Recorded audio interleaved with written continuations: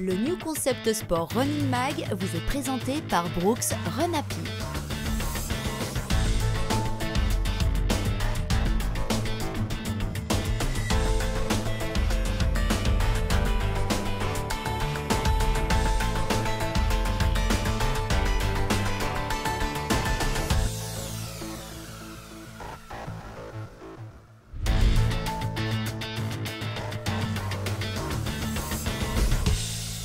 On est aujourd'hui la seule marque de chaussures de running 100% suisse.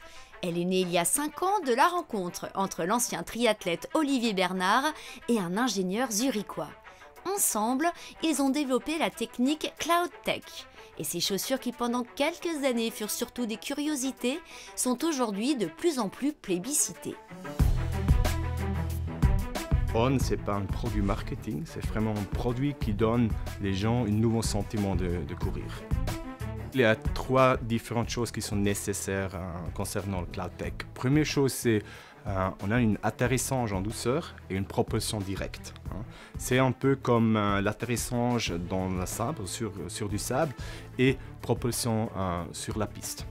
La deuxième chose, c'est que les chaussures, ça amortit pas seulement vertical, toujours aussi horizontal, ce qui est très agréable pour les genoux et pour le corps en général. Et la troisième chose, c'est tous les on sont très agréables, confortables au niveau des déroulements.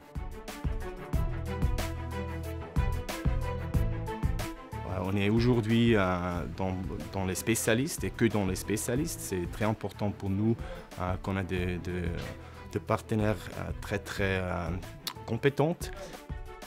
Julien Gay, spécialiste running chez New Concept Sport, qui depuis 1 an a décidé d'ajouter des modèles On à son assortiment. Mais pour quelle raison ? Ce qui, moi en tout cas personnellement, m'a le plus marqué, c'est vraiment une chaussure si on court sur l'avant, une chaussure qui est très dynamique. Et puis si dans notre entraînement on commence à ralentir un petit peu, rallonger un peu notre foulée, on a quand même un amorti au niveau du talon. Ce qui plaît aux clients, c'est vraiment cette légèreté de la chaussure bien dynamique. Je dirais il y a un petit bémol qu'on a chez certains clients, c'est simplement sur des parcours nerveux qui tournent beaucoup. Des fois là, il y a une petite sensation d'instabilité. Et puis sinon, malheureusement, dans le mouillé, je sais qu'ils sont en train de travailler à ça. Mais étant donné que le système d'amorti avec du caoutchouc qui a tendance à faire un petit peu de bruit, ça, je sais que ça dérange certains clients. Alors, il y a beaucoup de gens qui courent sur tapis à qui on va proposer ça. Les personnes qui veulent faire du fitness, c'est vrai que l'idée de nouveau d'une chaussure légère, vraiment confortable sur le tapis, ça c'est bien. Courir au bord du lac, je dirais des gens qui courent majoritairement sur bitume. Et après, des athlètes qui aiment aussi faire des longues sorties, simplement parce que c'est des chaussures qui ont ce bon déroulé, qui sont légers.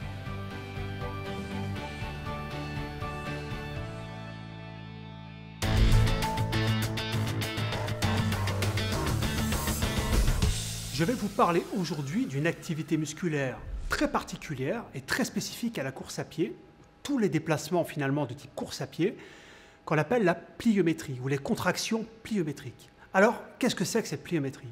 Eh bien, c'est la capacité du muscle à se mettre sous tension, à accumuler une certaine énergie élastique et à la restituer, cette élastique, au même titre qu'on va le faire avec une balle de tennis, qui va accumuler l'énergie ici, tomber au sol et remonter, puisqu'elle va prendre encore une fois cette énergie élastique et elle va la restituer. L'entraînement de la force pliométrique pour le coureur à pied, elle est très intéressante dans la mesure où elle va permettre de diminuer le temps d'appui au sol. Qui dit diminuer le temps d'appui au sol dit augmenter la fréquence de la foulée et bien sûr la vitesse à la fin de la chaîne mécanique. La première façon de travailler cette pliométrie, très spécifique chez le coureur à pied, c'est d'améliorer l'élasticité au niveau des mollets. Donc ça, on va vous montrer à travers 2 exercices particuliers. Et le deuxième type de travail qu'on peut mettre en place, c'est la pliométrie qui est liée à l'activité plutôt des quadriceps et des fessiers. Le premier exercice consiste à se situer en face d'une marche d'escalier et à effectuer des sauts pieds joints depuis la marche d'escalier vers le sol, sans jamais s'arrêter, en réalisant au total 20 sauts consécutifs. Il n'y a pas de flexion du genou. C'est quasi exclusivement les mollets, qui vont agir comme un accumulateur d'énergie et un système de restitution de cette énergie. Le deuxième exercice que nous vous proposons va consister toujours à ce qu'on appelle des jumps, des sauts. On va réaliser ce qu'on appelle des cloche-pieds. On va réaliser au total 15 cloche-pieds l'un à la suite de l'autre, en respectant à chaque fois une pause d'1 minute entre le passage à droite et le passage côté gauche. Sur cette image, l'énergie qui a été accumulée dans la phase d'écrasement n'a pas été restituée, donc ça donne cette espèce d'impression de lourdeur, et ça effectivement c'est à proscrire, ça ne nous intéresse pas dans le cadre du travail de la pliométrie. Enfin, le troisième exercice que nous vous proposons va consister à travailler cette élasticité musculaire, mais non plus au niveau des mollets principalement, mais au niveau des cuisses. Et pour cela, on va engager une flexion beaucoup plus importante du genou, en veillant et en faisant bien attention à ce qu'il n'y ait pas de temps d'arrêt sur la position basse. C'est-à-dire qu'on doit enchaîner très rapidement la descente et le saut qui va nous ramener en position sur la marche d'escalier. Sur ces images, on voit que l'athlète s'arrête dans la position basse. Ça veut dire que l'énergie n'est pas restituée sous une forme élastique, mais va être dissipée dans les structures ostéomusculaires.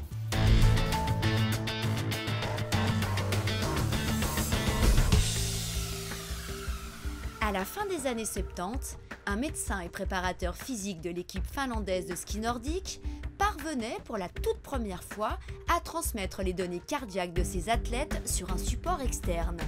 Le premier cardio-fréquence-mètre était né, et avec lui, une marque pionnière qui allait devenir célèbre dans le monde entier, Polar. Polar n'a jamais oublié son ADN, c'est le suivi des athlètes, mais aussi de monsieur et madame tout le monde sur les entraînements basés sur la fréquence cardiaque. Il le fait toujours, il développe toujours ses produits par rapport à ça. Il est clair qu'avec les années et la concurrence qui est arrivée sur le marché, les GPS, les applications, etc., Polar s'est aussi développé dans ce domaine-là. On a développé aussi des produits avec les GPS intégrés maintenant. Donc on est plus qu'à la page maintenant à ce niveau-là. Donc là, j'ai pris avec moi aujourd'hui un modèle qui est vraiment représentatif de la gamme Polar, surtout de la nouvelle génération des produits Polar, c'est le modèle V800. À la base, ce produit a été fait pour les triathlètes, donc il y a les boutons qui sont ergonomiques sur les côtés. On n'a quasiment aucun point de friction lorsqu'on enlève la combinaison, par exemple lorsqu'on fait un tri. En tout, la V800 peut comporter jusqu'à 20 profils de sport différents. Il y a une multitude de fonctions de smart coaching qui sont faites pour les coureurs à pied. Toujours aussi basé sur la fréquence cardiaque, puis on allie aussi avec la dernière technologie des GPS intégrés, toutes des fonctions aussi sur la vitesse, sur la distance et l'analyse globale de la course. Deux fonctions qui sont vraiment intéressantes et originales dans ce produit. Lorsque vous allez faire une course populaire, par exemple, vous pouvez planifier une vitesse moyenne et de dire, par exemple, sur un semi-marathon, j'aimerais courir le semi-marathon en X temps, je peux planifier et voir directement depuis le display de la montre pendant ma course, avec un bonhomme qui court, si je suis en avance de mon objectif ou en retard. Sur la même base, lorsque j'ai fini cette course, je peux voir directement mon statut de récupération et voir le temps idéal qu'il me faudrait pour récupérer de ce genre d'effort pour refaire le même genre d'effort dans un futur proche. Donc au-delà du fait que c'est une montre basée pour le sport, ce produit est devenu en fait la V800 une smartwatch aussi. Donc on répond à une demande des gens connectables. Donc c'est une montre qui est connectée avec votre smartphone. Vous pouvez voir toutes les notifications de votre téléphone directement, les alarmes, les agendas, etc. Vous pouvez même répondre au téléphone en appuyant Start et ça déclenche votre téléphone à distance.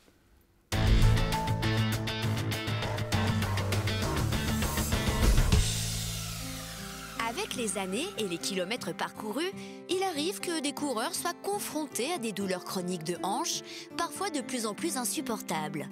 Une double question délicate se pose alors. Faut-il se faire opérer et poser une prothèse? Quelles sont les probabilités de pouvoir recourir ensuite dans de bonnes conditions? Coureur et personnalité bien connue en Suisse romande, Raymond Corbat a franchi le pas de l'opération il y a 6 ans. Témoignage.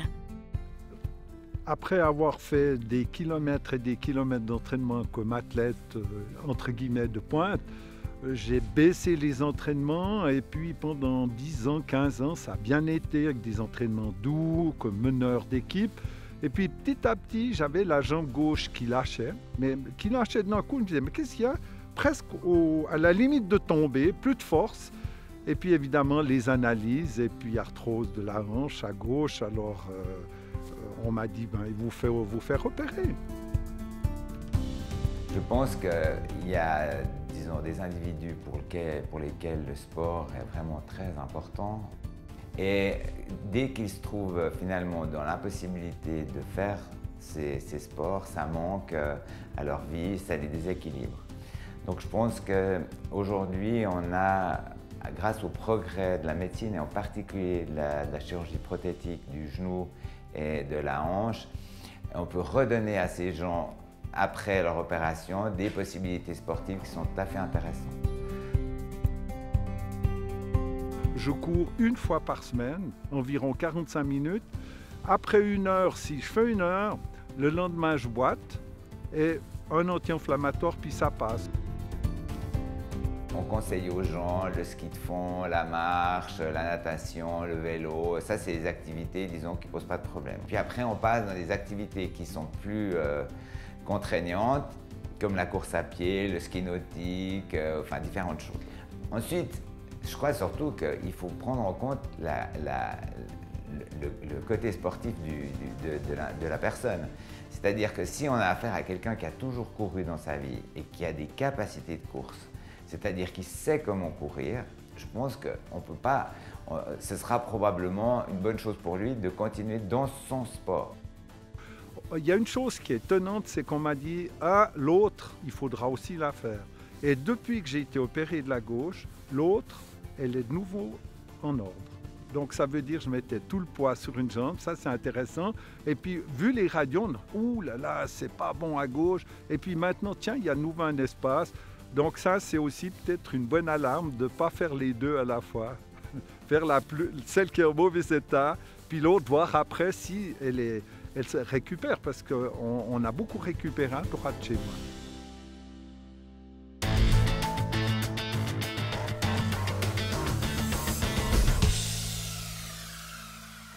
Running is the worst thing in the world you can do because you're taking a chance of shortening your life by 20 to 40 years.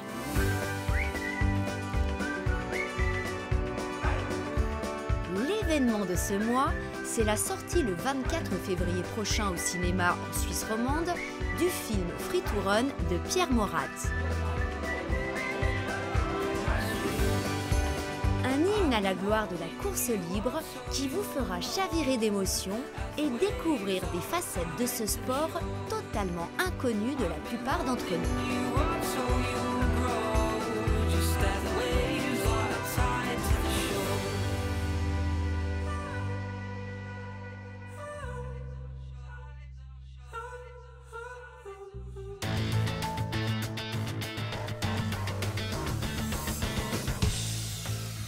Bifun n'a aucun lien avec une ligne de sous-vêtements thermiques Kraft et c'était la bonne réponse au concours du mois dernier.